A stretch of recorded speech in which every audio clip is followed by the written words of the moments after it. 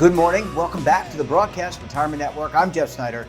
This is BRN AM for Friday, April 16th, 2021. And here are our top stories.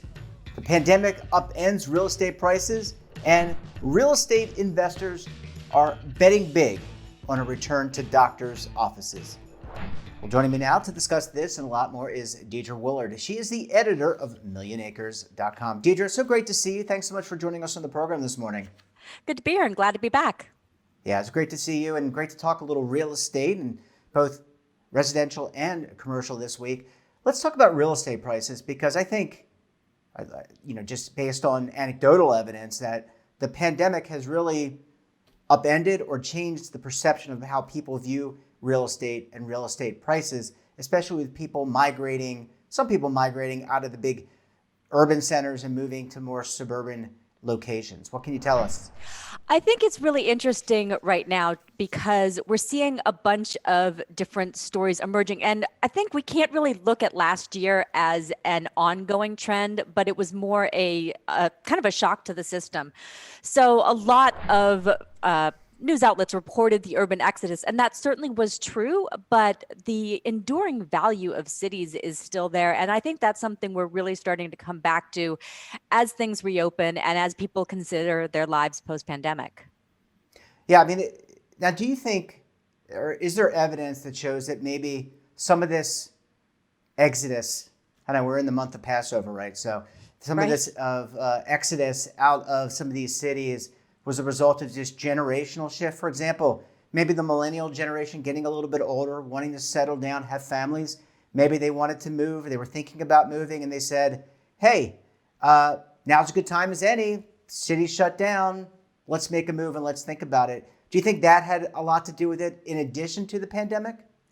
Absolutely. And the impact of remote work can't be overstated. Obviously, that was a huge trend, and it kind of opened up people's ideas to possibilities. And a lot of people experimented with moving to places like Boise, Idaho. A lot of people moved to Montana. People moved to resort communities. We saw just a dramatic uptick in residential sales in places like Cape Cod, the Hamptons. Really, a lot of people exploring their options. But I don't think that remote work at the level that we had it last year is going to be a trend that we're going to see over the next decade. I think we are moving more to a hybrid situation where we're going to see some remote work, but not the level we had before. And that's going to change how we feel about cities too.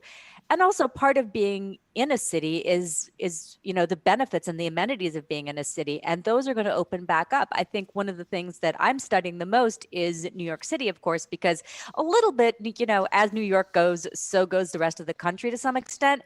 And I think once we start seeing Broadway open, New York becoming New York again, we're going to see a renewed interest in being there.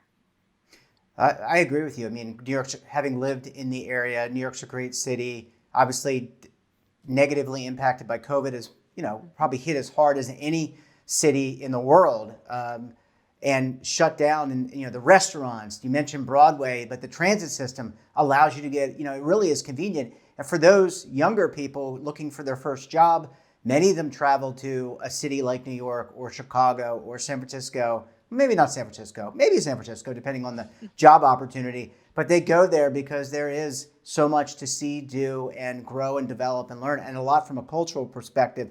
What does this mean for rents? So let's take rents for a second, maybe not purchases, but let's talk about rents because they were hit hard, I would say, during the pandemic. Is there an expectation those will go back up over time?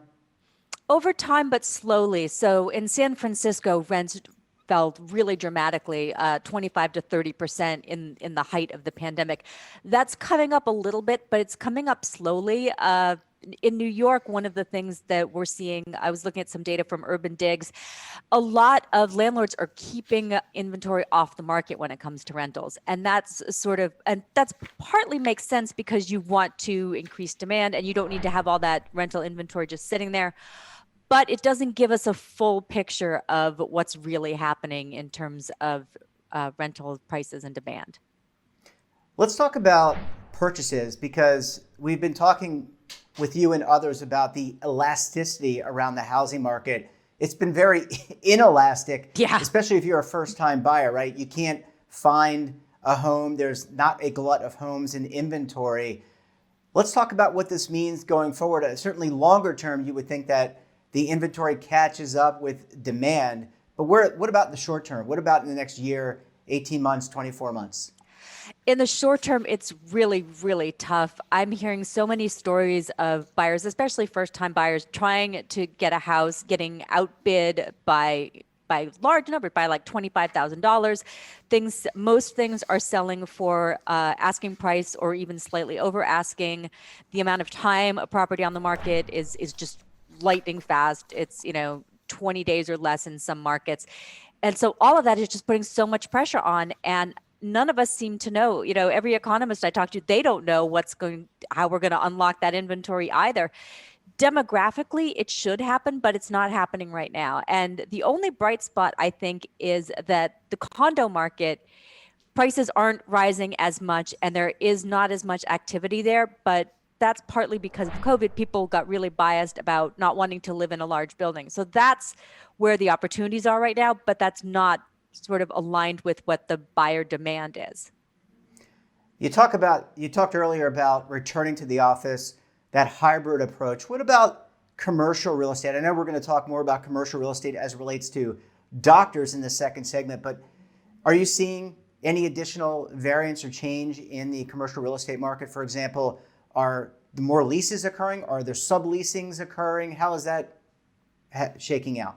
Subleasing is huge right now. We're seeing a ton of subleasing in the office space. We're also seeing the length of leases drop. So traditionally, office leases are long-term leases, 5 years, 10 years.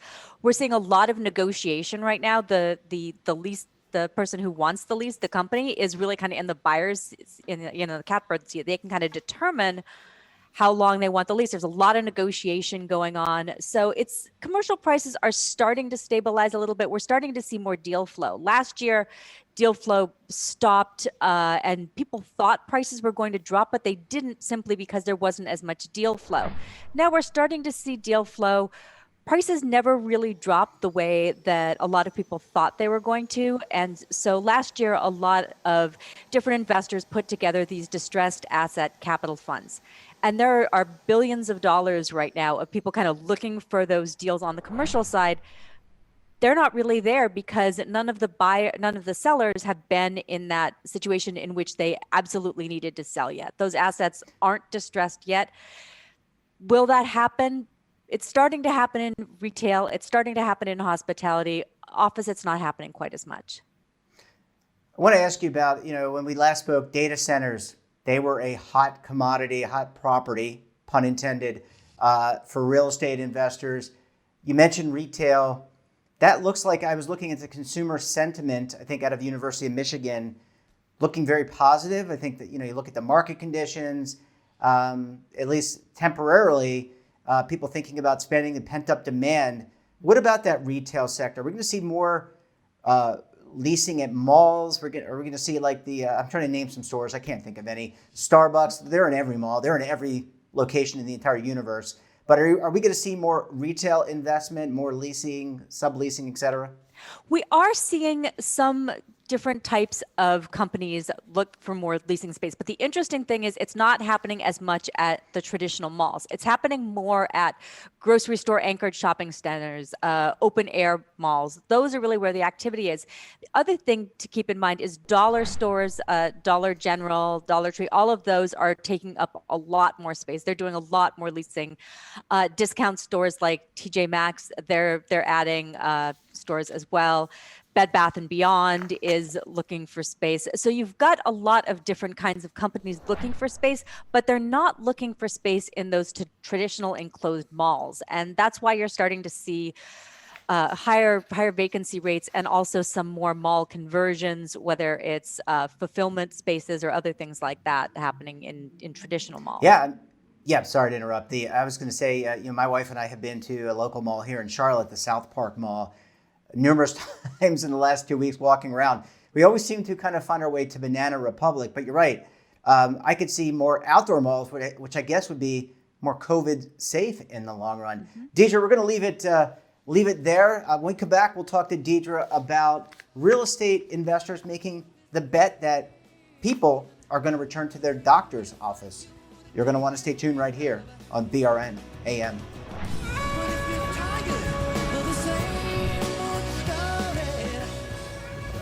Imagine a new television network that will make you richer, healthier, and in control of your financial future.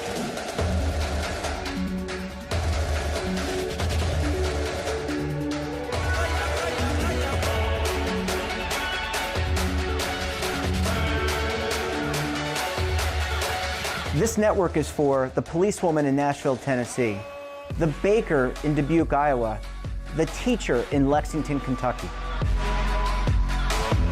We want to make the idea of savings and retirement culturally relevant.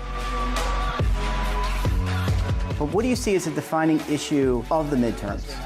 Especially for the smaller businesses. I mean, they are the lifeblood of the American economy.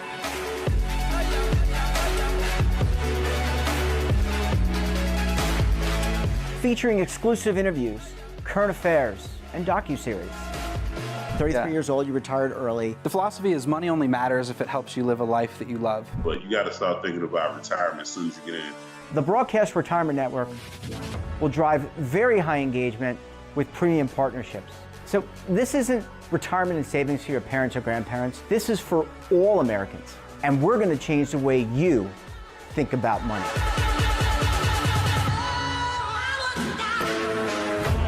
Welcome to the next frontier of retirement and savings. This is BRN, the Broadcast Retirement Network. Are you stuck with a low credit score? A credit report and score that's causing you to be denied credit or pay higher interest rates than others for the same things? Then do what Terrence did and call Credit Repaired for your free credit evaluation to help restore your credit. I started thinking about buying a new house, and my score wasn't where I needed it to be. I called and spoke with one of the representatives, and we just had a good conversation, and I liked what he was saying. Just one call for his free credit evaluation was all it took to start back on the track to repairing his credit. I'm seeing the deletions and I'm getting the report, so I know something's being done. It does make a difference to me. All it takes is one call to get started. Credit Repair has given me a second chance to have a better credit score. Don't let a low credit score hold you back another day. Do what Terrence did and make the call for your free credit evaluation. Call 800-819-4152. That's 800-819-4152. Again, 800-819-4152. Welcome back. We're talking to Deidre Woolard of MillionAcres.com. Deidre, thanks so much for staying with us this morning. Thank you. So, just kind of doing some searches this morning, prepping for our show, and I see that real estate investors are really betting big that people like myself and others, all of us, are going to be going to the doctor's office. What's your take on this? Well, absolutely. I think all of us may have skipped some of our appointments last year, and I think a lot of us are going back to the doctor. And we also learned what telemedicine can and can't do. So a lot of people really experimented with telemedicine last year, maybe talking to their existing doctor or having a virtual appointment for the first time. And we learned that it's great for some things and not great for other things. And there are certain things that we just need to be in the doctor's office or the dentist's office. We can't do everything online. And so it's right now we're seeing really a return to the doctor's office and also an increase in elective surgeries as well. And that was something that stopped happening during the pandemic and now is coming back. And I think we've also probably learned a lot about COVID. We know how it's transmitted or not transmitted. We know who are the most vulnerable. I think that information probably is, and also people are vaccinated to the extent that is successfully prevents you from getting COVID over a long period of time. So we don't yet know that. But you're right. I mean, people look. I like going to the doctor. I like when he hits or she hits the thing against your knee. I can test my reflexes. They can take your pulse. I have a home heart monitor or heart blood pressure monitor. It's just not the same when a professional does it. I think we really missed out on gathering a lot of information during those visits. I hope that people are taking a step back health-wise as regard to this, as a result of this? Well, that is a really important point. And another trend that we're seeing is one thing that the pandemic did is it accelerated that focus on wellness. And that means it's not just going for your annual physical, but really thinking about optimizing your health. We're also dealing with this long tail trend that was, before the pandemic, is the aging of America and the massive, uptick in healthcare that we're going to need as boomers age. We all need more healthcare as we get older. Our boomers are in their 70s and starting to be in their 80s, and that is going to be a huge impact on health. But even in younger generations, we're seeing this focus on not just how do I stay healthy, but how do I become the healthiest person I can? What can I do? And we're seeing sort of this wellness and medical kind of merging, and that's really an interesting sector. I agree. I mean, as I was mentioning when we were walking in the mall last segment, I talked about that with my wife. I saw, obviously, there was like a lens crafters, I could get my eyes checked, but I think you're starting to see places like Walmart and even Amazon, other, CVS, other retailers starting to offer these health services. And, kind of going back to our discussion in the first segment, you could see malls kind of make the conversion to include some of these Medicare First. Hey, you had some mall pizza, you're not feeling well, you could go to the Med First here in the mall to get checked out. It's that, yeah, it's definitely that, urgent clinics, CVS's, MediClinics, but it's also something else. And that is the fact that there is more interest in other types of procedures like cosmeceuticals, Botox, fillers, things like that. Those are also popping up in malls, cool sculpting, things like that. So you're seeing more of those medical treatments rising too. I mean, there's been a lot of different studies about the rise in plastic surgery for both men and women, partly because for the last year, we've been staring at our own faces on Zoom and realizing what we might want to fix.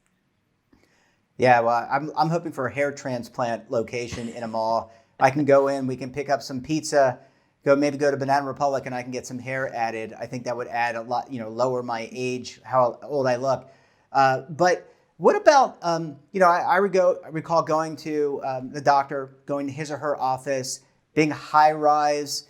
Are you seeing, will we see more consolidation of doctors' offices? Obviously, doctors hit hard when patients don't come to visit from a revenue perspective. Might see more consolidations and maybe more mergers with like health systems, I would think. Extent. And there's also an interesting trend that was happening before the pandemic is the sort of evolution of the medical campus. So instead of just having the one high-rise building, you have it almost looking a little bit more like a tech campus with a bunch of different types of offices there. So you go to your dermatologist, and then in the next building over, that your internist is over there, and really creating an entire system for people. One of the things that's happening in my market in Alexandria, Virginia, is the former Landmark Mall, which is one of those dying malls, is now going to be transformed into a healthcare campus. And that's going to create a whole neighborhood around it. And we're seeing that happen across the country because a lot of the procedures that we used to have done in a hospital are now being done on an outpatient basis or being done in a doctor's office. And that's changing things as well.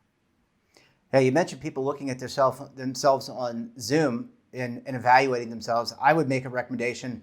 This is what I always do. I always turn off my camera so I can't see it, or I pin the other person's camera so I can see them. I never watch our shows. Maybe I might flip through them, but it just, for me personally, I just can't stand. I just can't stand to look at myself all the time. Deidre, I don't know even why I brought that up, but. Deidre, when it comes to healthcare longer term, we're probably going to see more consolidation. You mentioned these medical campuses. Where does this telehealth play? Because, you mentioned the telehealth was received well, but it's not all roses. It doesn't replace the visit. Isn't it an intermediary step before you go to see the doctor or before you can get a script? Maybe you do the telehealth first and therefore freeing up the doctor, because doctor profitability, that's been on the decline for decades.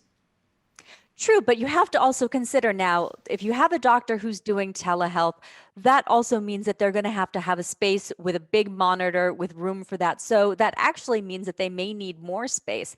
And I think one of the things we talked about hybrid work, right? We're going to see hybrid healthcare, and that's the same kind of thing where maybe I go to the doctor, then I go get my blood work, I do all of that stuff, and he sees me, and then we do the follow up maybe via Zoom, and he gives me the results, and we look face to face versus getting it over the phone, which is a little bit, it's a better experience for you if you can actually look at your doctor.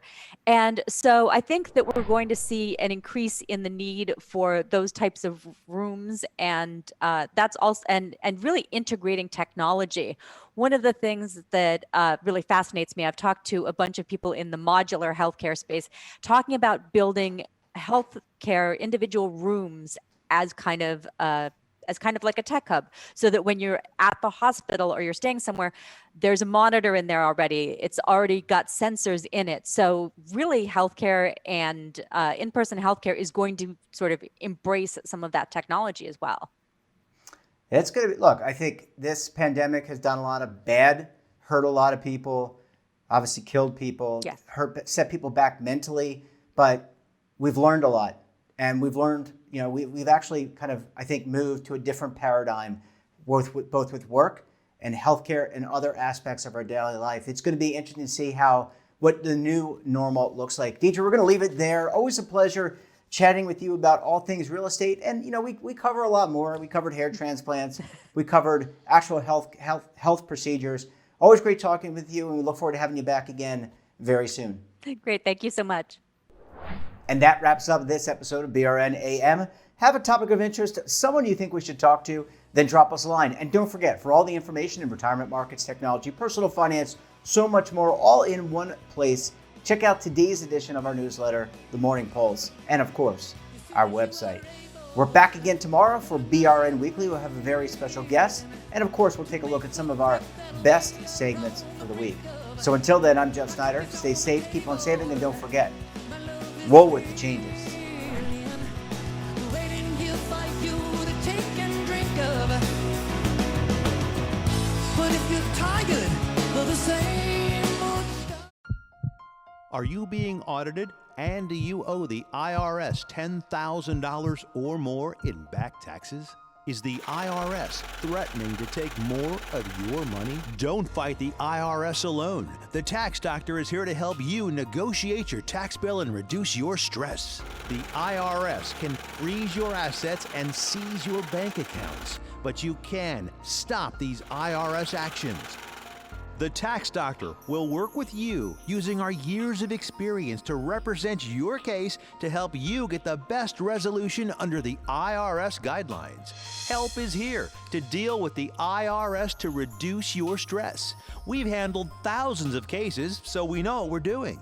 If you owe $10,000 or more in back taxes, do not call the IRS alone. Call a Tax Doctor now for a tax emergency analysis. Call 800-224-6439.